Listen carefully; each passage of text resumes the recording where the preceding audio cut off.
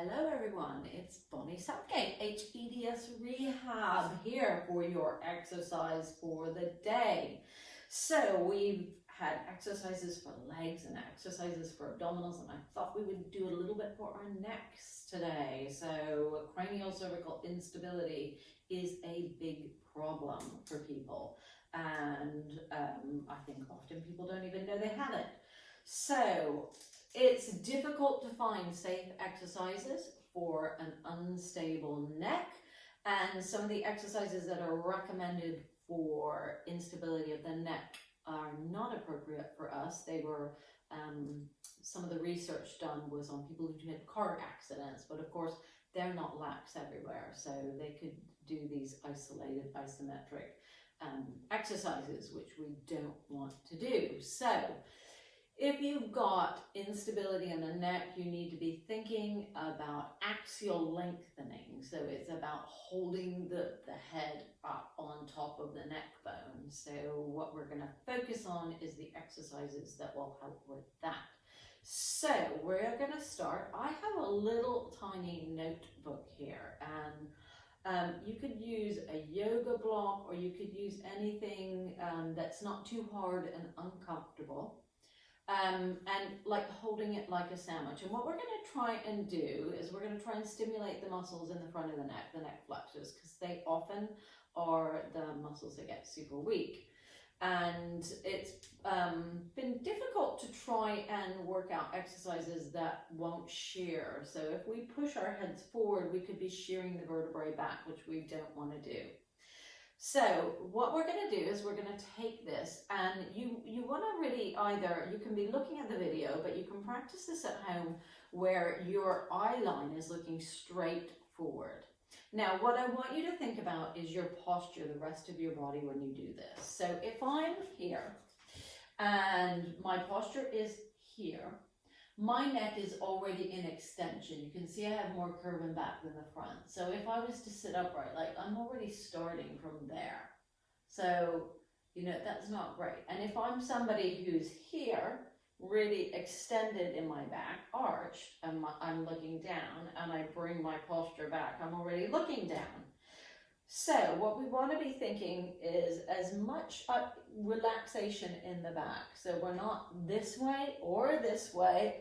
I want you to almost feel like you can be, an office chair is great, or in a chair where you can relax your back into the chair and think that your shoulder, you're not collapsed there. So you want to feel like almost, you know, from the shoulder blades down, your back can comfortably relax into a chair. And then we're going to take this and we're going to think about the head being level. And I want you to make sure you don't clench your teeth. So that's really important, that you don't bring your jaw together and you end up exercising your jaw muscles. Because if I clench my jaw, my muscles that work are up here and I'm going to give myself a headache. So we don't want that. Going to have this just under the chin. And I'm going to very gently push my chin down into what could be a little book or something. And so I'm not nodding my head down, I'm not pushing my head forward, I'm literally pushing my chin without my teeth closed. I've got a gap in between my teeth, down, and relax. And it's going to make you feel like you lengthen up. And shoulders are relaxed, and you can very gently push that chin down.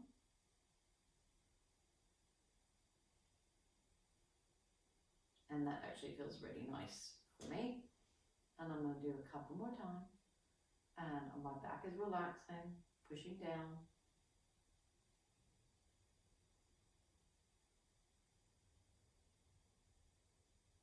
And relax.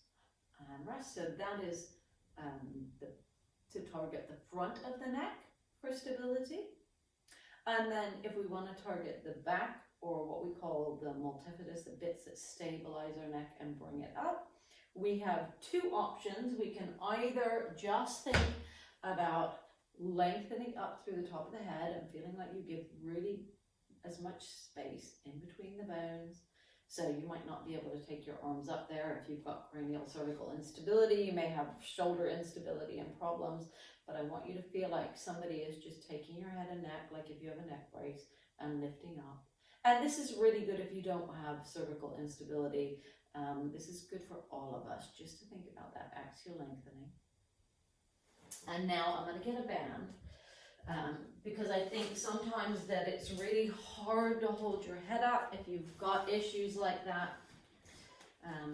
And so I'm going to get a band, and the other way I do this exercise is with a band. I know it looks a bit funny, but it doesn't matter if it does the job.